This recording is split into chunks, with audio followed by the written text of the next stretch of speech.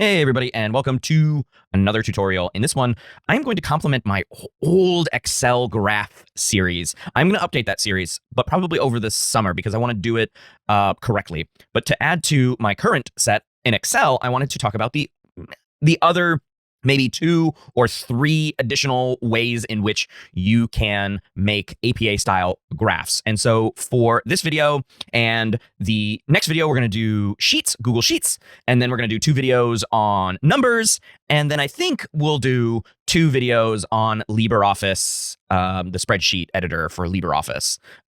We'll put a pin on that one. Definitely we'll do Sheets and numbers.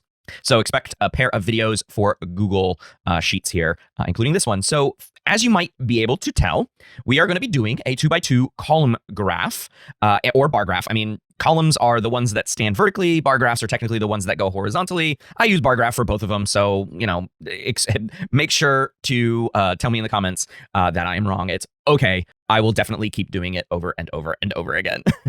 All right. So let's talk about how to make an APA style graph using a 2x2 factorial design. And as you can see, I've already got information here.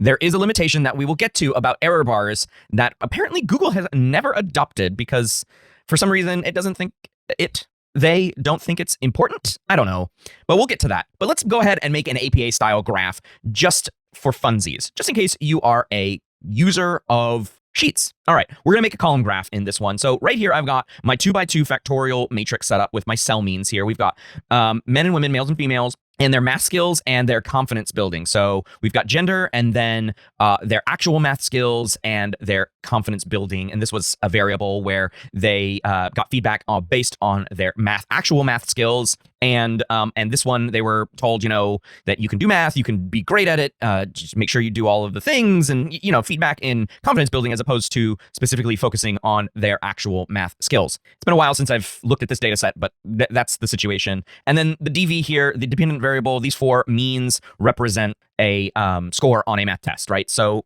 what do you do? Do you just focus on somebody's math skills? Do you just focus on do you confidence build, right? And who's going to improve? And of course, there are stereotypes associated with women and math, men and math, and then the way in which math is taught to both boys and girls and all of that stuff. So which one is better? This is like a stereotype threat experiment. So I didn't actually do this one. This is data that exists, but we don't need to go through all of that data. All you need is that information here, because then we're just going to visualize it in this video. Okay, so to make a bar graph or a column graph, what you're going to do is you're going to highlight all 6, right? 8, 9, 6, 9 of these cells. And just like Excel, Google Sheets is smart enough to recognize what is data and what is labels. We'll get to the standard errors here in just a bit. But so we highlight all of that and we head up to insert and we click on insert and we go and we click on chart. So we click on chart.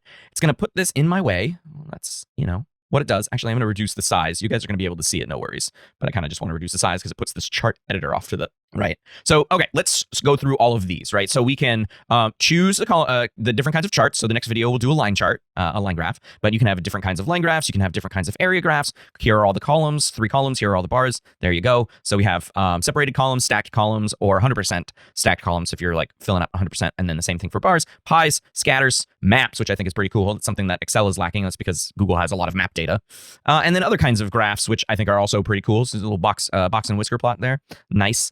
This is, you can make histograms too. I think I might make a video on that. In any case, let's talk about our column chart, right? We're going to do that. And of course, it's choosing what it thinks that we should do. But of course, you can do a line chart as well. Great. So we'll do that. We don't want stacking because these are different bins, essentially. It's got our data range of B4 to D6. So B4 to D6. So it already knows that. It's going to label our x-axis as B4 and B6. B4 to B6, okay? That's where our x-axis information comes from. And it's going to label our series, basically 2 different columns. And if columns are going to column here, blue and red being the default. I mean, I guess we could also make this more or less appropriate for a colorblind person. That might be better. You can customize the colors of these graphs. I'm not going to do that in this video, but blue and red are your defaults, and it labels our blue as math skills and confidence building as red, basically in the order from left to right, okay? And then you can add series if you need to. And by default, since it recognizes these as headers, it uses 4 as headers and use column B as labels. So it already recognized column B as the labels to the x-axis and row 4 as the headers to my bars. So that is the setup for the data. Now let's actually make this look APA style. So we go to customize, and we'll go through each of these just to make sure that it's there. So we have background color is white. I think that's always a good idea. You can have chart border as a color. I am going to put none because this will probably make its way into a manuscript, a data editor. So if we're using Sheets, maybe this ends up in a Google Doc. And so we want to make sure that, APA style charts do not have borders around them, according to the manual. You don't need to do anything else in chart style if you don't want to. I mean, you can change the font if you want. Actually, you know what? I'm going to change the font to Arial. And I'm wondering if Arial was already the default, but Arial, according to the American Psychological Association, is a good font to use. It is a sans serif font, which means that the letters don't have any flares at the end of them. They are more readable at smaller fonts, but also larger fonts. And they don't have all of the flourishes, the serifs, on that to confuse people with dyslexia. So Arial is a solid font to choose. So I'm going to go ahead and collapse chart style here. And then we're going to go to chart and axes titles. APA does not have APA style graphs and figures do not have chart titles. So we are going to get rid of that. And that's the first thing here. So I'm just going to delete it. And when you clear it out, it gets rid of it and it recenters everything, which I love, which I absolutely adore. And then so because there's no chart title here, we don't need any of that. Now we have a chart subtitle. Of course, we don't have a title, so we don't need subtitle, but we do need axis labels. So we're going to go to the horizontal axis title, and that's this one down here. What it's going to do is we're going to want to put in our gender. Yeah, good job. Oh my God, can't type today. Microphone's in front of the keyboard here. So we've got gender here, okay? We can also click on this area and it'll bring us directly to this. So we've got our title font, which is Arial, which is using the font that I requested for the entire thing. And it's using auto font style. And I want to make 14. 14, especially if you're going to be in a manuscript, 14 is a good size for titles. I'm going to just make everything 14 when I get around to it. So that is for my x-axis or horizontal axis title. We've got gender here. I'm not a fan of the spacing, but you can move it up if you want to, and then that way you can make it a little bit smushed, I suppose. Spacing's not that great. So let's talk about the vertical axis title, the y-axis. So again, there is no axis over here, or title, I should say. And so I want to go ahead and put in let's just call it math test score, okay? And I usually like to indicate for readers, especially if I am going to change the default here from 0, 20, 40, 60, 80. It's out of 100, and I like to represent the entire possible range on it. So out of 100, okay? You don't have to put that, but I do anyways. It's already Arial, and I'm going to go ahead and make it 14. It's kind of big, but we can stretch that out if we want to and make it a little bit bigger, right? But in any case, let's go ahead and close that. So that's chart and axis titles. Now let's go to series. Actually, I think I'm going to hold off on series. We're going to skip series, and we're going to come back. Let's go to legend. I like the legend at the top. It makes this a nice little box.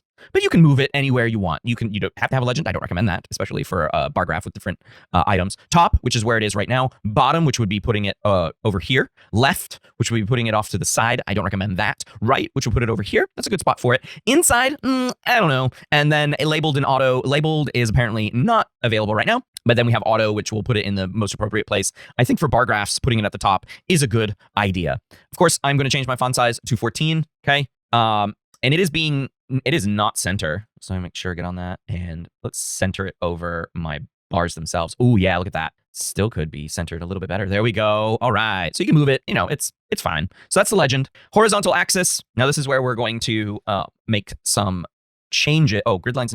Let's see. Yeah, no, we don't want that. Oop, I don't want that. All right, so auto, we're going to make that 14. So we're going to make male and female, the words themselves bigger. Okay, that's the horizontal axis. A vertical axis, we are going to make this 14. And here is where we get to change our values here. So 0 is my minimum. That's the lowest score that you can get, but 100 is the maximum. And you can see that as soon as I put that in, it changed the nature of my axis right here, right? So we'll scale it, but you can change that scale. So, and then I don't think you want to change any of these source data options, right? Changing the way that it is formatted, its numbers, it's fine. But you can change this. We can make it out of 1, right? Default, we can make it multiply that. So, oops. And there we go. And then the last thing I want to do is show axis line. I don't understand the reasoning. Both Excel and Sheets don't show the axis line. And maybe this is just an old-fashioned idea from me. I really want the axis line there. And that's because I'm going to get rid of these grid lines. Okay, so here we have our grid lines, which is the grid lines and ticks. We're there now, right? And so we're talking about the vertical axis because I clicked on them. You can see that they are highlighted. I don't want them. So I am going to undo that, right? Oh, but it got rid of my bottom one. Well, why would you do that? I don't want that. Okay, so how do you fix that? Well, I'll do that in just a second. But first, I want to get rid of some of these gross tick marks. I don't like crossing. I like, oh, not inside, sorry. I like to have them outside. Okay, we're still missing that bottom thing. So how do we do that? Well, we go up to horizontal axis and we add in major tick. Ooh, but what it does is it adds these tick marks down here. I don't know if you can see that. That doesn't make any sense. I don't want those. So you go up here and you click on none. And look at that. We end up with a solid APA style graph. Look at that. Look at that. So delightful. I'm going to move this over so it's centered. It was bothering me. There we go. Okay. All right. So now those pesky error bars. Let's go back up to series. Okay. So you can change various things, apply to all series. And then we have math skills and confidence building as our two sets of bars. And then down here, you see that we can add error bars, we can add data labels, and we can add trend line. We don't need trend lines or data labels for a bar graph, but we do want error bars. And here's the rub. You see here that I have, well, they're almost the same. I mean, we've got diagonal similarity here, right? But unfortunately, I cannot apply individual error bars for individual bars, okay? Or columns, I should say. So this 70.13 should have a plus or minus 3.43 applied to it. And then the other bar would be math skills. It would be 61.86, and it should have a plus or minus 3.67, right? So this should be 3.43 up and down. This should be 3.67 up and down. Unfortunately, I can't do that. So how do I add error bars? Well, first I want to make sure that I'm only talking about one of these levels of the variable. So this is both this bar and this bar, right? Male blue and female blue. And I can add an error bar here, and it defaults for some reason 2%. I don't know about that one. And you have basically only 3 options here. You have none, which would just uncheck it, right? So if I click on none, it'll just uncheck that box. So I click on error bars again. Again, it defaults 2% and 10 for some reason. So I have constant and I have standard deviation. Okay. So what to do, right? What to do to show an actual representative graph? Well, you can't really do anything about it. You can put constant in here and it'll do 10, but of course that's not correct. We could take the average of 3.43 and 3.67 and we could call that 3.5 or 3.55 or something like that, right? And it will be close enough for science, right? 3.55, sure, why don't we do that, okay? And so that'll put the error bars there. That's as close as I'm going to get to what I actually need to do, which is 3.43 and 3.67 respectively, right? And I'm gonna end up with the same problem over here, just reversed. And I'm gonna end up with doing the same thing for confidence building, which I go over here and click on error bars, and instead of 10%, I'm gonna do constant and just do 3.55, right? And that's as good as I'm gonna get.